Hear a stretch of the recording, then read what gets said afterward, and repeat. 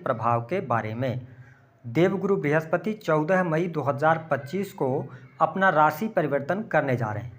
तो बृहस्पति के राशि परिवर्तन का प्रभाव मकर लग्न या मकर राशि वालों पर किस प्रकार से पड़ने वाला है, आने वाले 5 महीनों में देवगुरु बृहस्पति के प्रभाव के कारण आपके जीवन में किस प्रकार के परिवर्तन होंगे, कौन सी महत्वपूर्ण घटनाएं घटित होने वाली हैं, कौन सी बड़ी खुशखबरी आपको प्राप्त होगी, विस्तार से इस वीडियो में हम चर्चा करेंगे।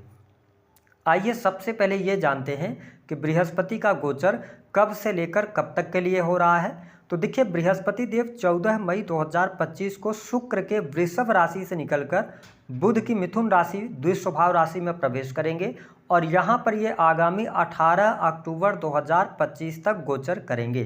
देखिए, जैसे ही देवगुरु बृहस्पति मिथुन राशि में पहुँचेंगे ये अतिचारी हो जाएंगे। अतिचारी का मतलब यह होता है कि जो ग्रह है वो अपने सामान्य चाल से अत्यधिक तेज गति से चाल चले, इसे ही अतिचारी कहते हैं, यानी तीव्र गति से चलना। साथ ही देवगुरु बृहस्पति एक राशि में लगभग 12 महीने तक रहते हैं, लेकिन इस बार ये मिथुन राशि में 14 मई को जाएंगे और 18 अक्टूबर तक रहेंगे। उसके बाद ये अतिचारी ही होकर कर्क राशि में प्रवेश कर जाएंगे। उसके बाद वक्री होंगे, पुनः मिथुन में आएंगे। लेकिन यह जो राशिफल है यह 14 मई से लेकर 18 अक्टूबर 2025 तक के लिए रहने वाला है। हमारे ज्योतिष शास्त्र में जैसा कि आप सभी जानते हैं कि देवगुरु बृहस्पति को बहुत ही शुभ ग्रह कहा जाता है। इन्हें किस्मत का कारक ग्रह कहा जाता है। बृहस्पति ज्ञान, धर्म, शिक्षा, संतान, संतान से प्राप्त होने वाला सुख, साथ ही बैंकिंग सेक्टर, फिनांस का सेक्टर, जुडिशरी का फील्ड, इन सभी चीज़ों का इनको कारकत्व प्राप्त है। ऐसी स्थिति में देवगुरु बृहस्पति जब 14 मई को राशि परिवर्तन कर रहे हैं तो यह आपकी राशि से छठे भाव में इनका गोचर होने जा रहा है, जिसके परिणाम स्वरूप मकर राशि वालों यह गोचर आपके जीवन में बहुत सारे सकारात्मक बदलाव लेकर आने वाला है। तो वही कुछ क्षेत्रों में आपको सावधानी भी रखने की आवश्यकता रहने वाली है। देवगुरु बृहस्पति आपके लिए योग कारक प्लेनेट नहीं होते।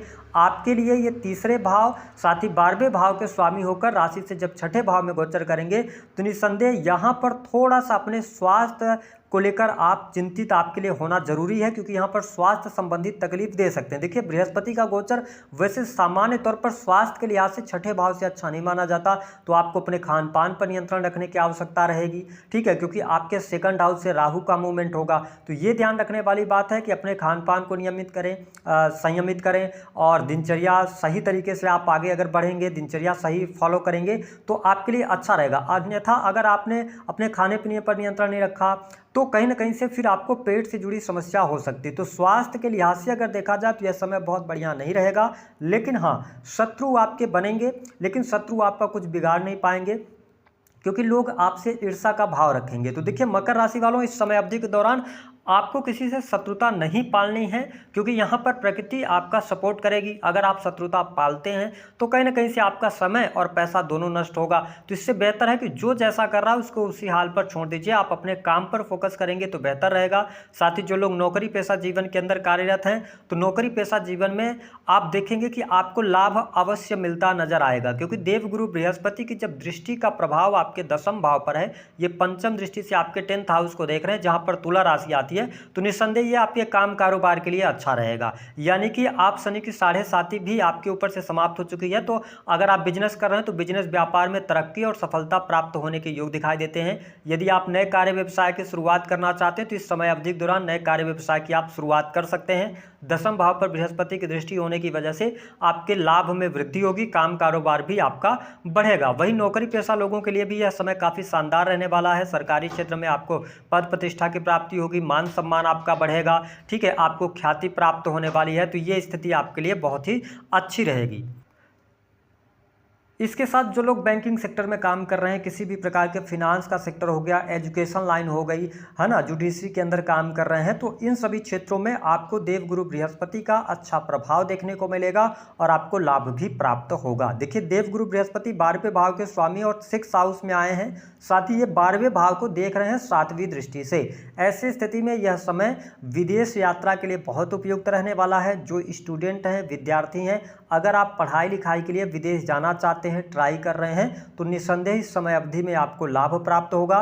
दूसरी बात यह है कि यदि आप ऑलरेडी विदेश में रह रहे हैं, मकर लग्न या मकर राशि वाले हैं, तो विदेश में आप स्थापित हो सकते हैं। विदेश जाने का मौका, विदेश में है तो आपको अच्छा लाभ मिलेगा, ठीक है। और आपकी लाइफ जो है ना वो स्मूथ चलने वाली, उसमें बहुत ज़्यादा दिक्कत परेशानी का सामना नहीं करना पड़ेगा। जो लोग इंपोर्ट एक्सपोर्ट का कार्य करते हैं, है ना, उनके लिए भी अच्छा रहेगा।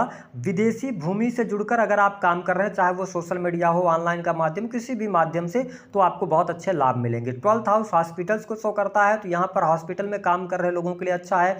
कुछ बड़ी निवेश की तरफ आप जा सकते हैं, लॉन्ग टर्म का इन्वेस्टमेंट कर सकते हैं, तो ये स्थिति बहुत बढ़िया रहने वाली है। साथ ही आपके खर्चों में देखिए, राहु आपके सेकंड हाउस से गोचर करेंगे तो पैसा तो आएगा आपके पास में, मकर लग्न और मकर राशि वालों, क्योंकि यहाँ पर जो पैसा आएगा, देखिए पैसे का फ्लो कभी आपके लिए बहुत अच्छा जा सकता है, कभी थोड़ा सा धीमा रह सकता है, लेकिन हाँ, खर्चे आपके अनर्गल नहीं होंगे।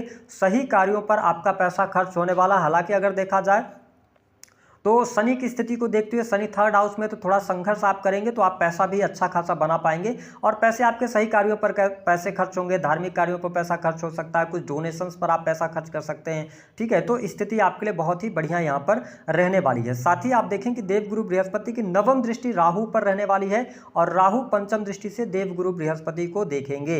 ऐसी स्थिति में बृहस्पति का सेकंड हाउस को देखना कहीं ना कहीं से आपके लिए पारिवारिक जीवन के लिए अच्छा रहेगा।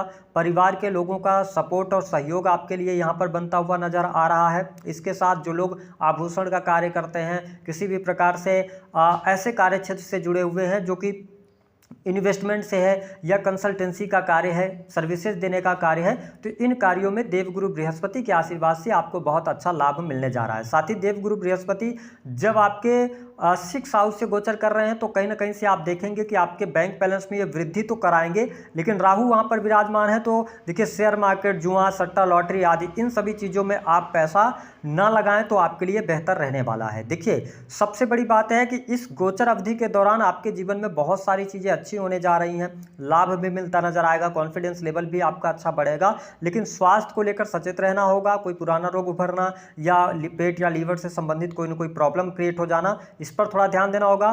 धन आएगा, धन खर्च भी होगा, तो आप इन्वेस्टमेंट की तरफ जाएंगे, थोड़ा सा एफडी वगैरह करने की तरफ जाएंगे तो बेहतर रहेगा।